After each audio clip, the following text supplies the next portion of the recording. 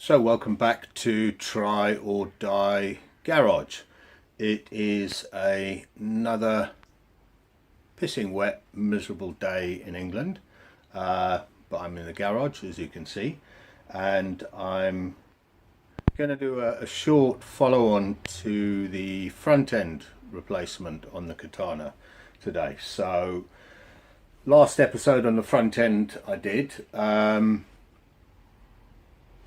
basically put the front end that I had from the S-Rad onto the bike, and it fit, but there was 5+ mil too much length in the headstock. Basically where the bearing shoulder is, where the top nut thread is, or where the nut thread is and then the top nut thread is, was all too high out of the top of the stem, so I couldn't secure the top bearing down. I couldn't snug the yokes basically, so I took it off to a local engineering firm called Burlow Engineering. Well, first I took it to Dave Solomon from Butchered Classics, who lives down the road, and he pressed out the stem for me because the engineering firm wouldn't press the stem out. So he pressed out the stem for me, so thank you very much, Dave. Took the stem to the bearing firm and asked them to basically turn down 10 mil the bearing collar, bottom thread and the top thread, basically, and just clean it up. So I picked it up yesterday. I managed to push the stem back into the headstock. It took a bit of brute force, but it did go in. It went in a lot easier than it came out, but it's sat very, very snugly in there. And I also fitted the bearing, a new bearing to and seal to the base of the headstock. So what we're going to do now is we're going to try and fit it onto the bike and see if everything works as it should. So, right, start with the bottom. I've got the top bearing in, so it fits. You can now see that the top bearing is snug down in the race, and there's plenty of thread on the top there.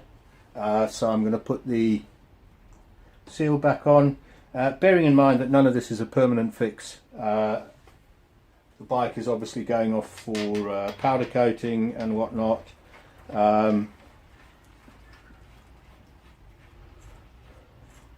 But I just want to see how it looks. So I'm not going to torque it down, but that seems good enough. So seems to go in fine. Let me just move the camera a little bit down. Right, next thing, top yoke. So this is the BSL top yoke that came, LSL top yoke that came with the front end that I bought. So the front end was off a 1200 Bandit, but the actual front end, the forks, brakes, wheel are GSXR 750 circa 96 or 97, so off an S-Rad. So this was meant for a Bandit stem in S-Rad yokes, and that goes on very nicely. The top nut that came with the bike, because the Bandit frame is that much bigger, that's the top nut that comes with it, and clearly that's not going to be able to screw down. So what I've done is I've ordered a top yoke nut, a 22 mil with a 1 mil thread, and hopefully that will then bolt down nicely. For now I don't really need it on. I just want to see if forks go in and everything looks good. So it's fork number one. There's my screwdriver, because this is a bit of a tight fit.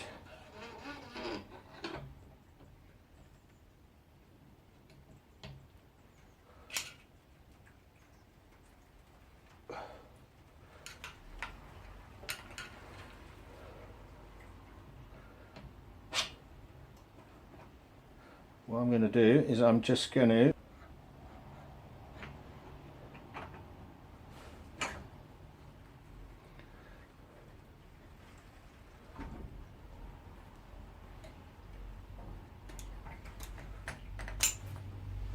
there we go.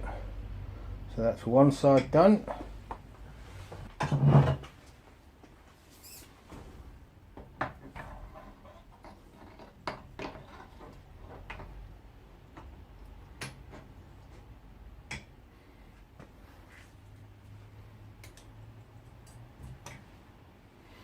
There we go.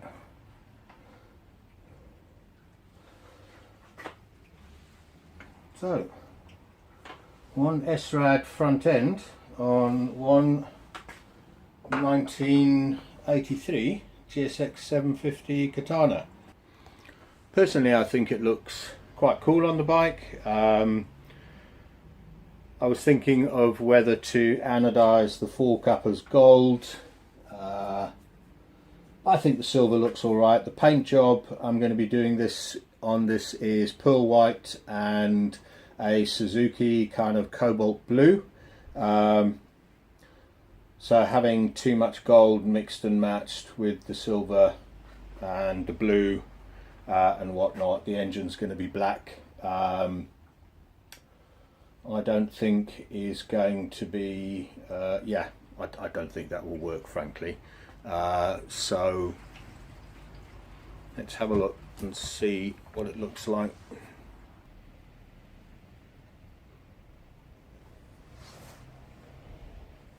So that's what it looks like. I think it looks quite cool. I'm not sure whether I'm going to use flat bars and risers or some rental bars, or whether I'm going to put clip-ons below the front yoke. The one thing about the fork upgrade is upside down forks, basically the ones that will mostly fit, are significantly shorter than the original Katana forks. I think ultimately when on full sag, probably by around 30mm. So that's quite a steep drop on the front end, but I do have some room with the rear shocks. I can lower the rear shocks, the Hagon shocks that I bought. In fact, if you bear with me a minute, I will show you those. So these are the YSS shocks that I bought. They're three-way adjustable, compression, rebound and damping. They're beautifully made, and I think the black and the silver looks nice and period correct with the bike, really. So it would be great to have a set of Öhlins to put on the back, but they are ridiculously expensive. These I think were £360, which is a lot of money, but you know, any other aftermarket shocks with three-way adjustability are close to £600 and up, and I just couldn't justify that. So what next on the bike? So there has been a fair amount of work on the bike, so I'll probably give you a quick spin around the bike while I'm doing this video.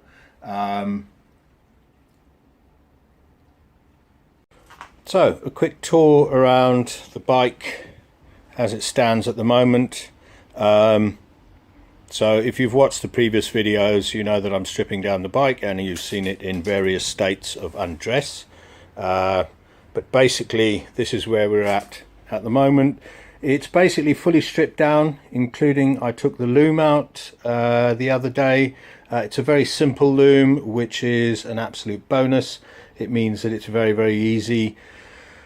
I've taken a bunch of photos of what goes where, but I'm going to tidy up the loom. I'm going to put some braided cable protection over it.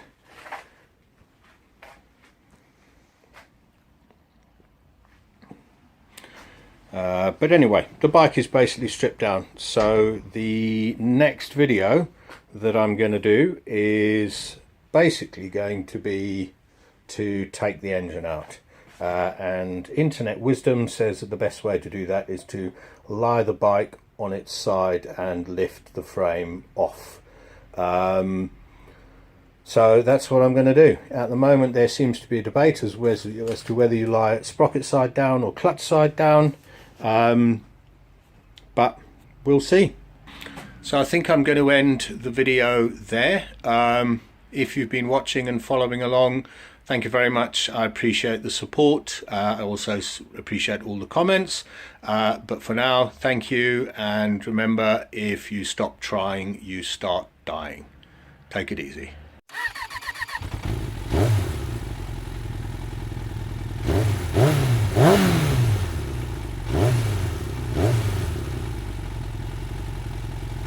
Mm-hmm.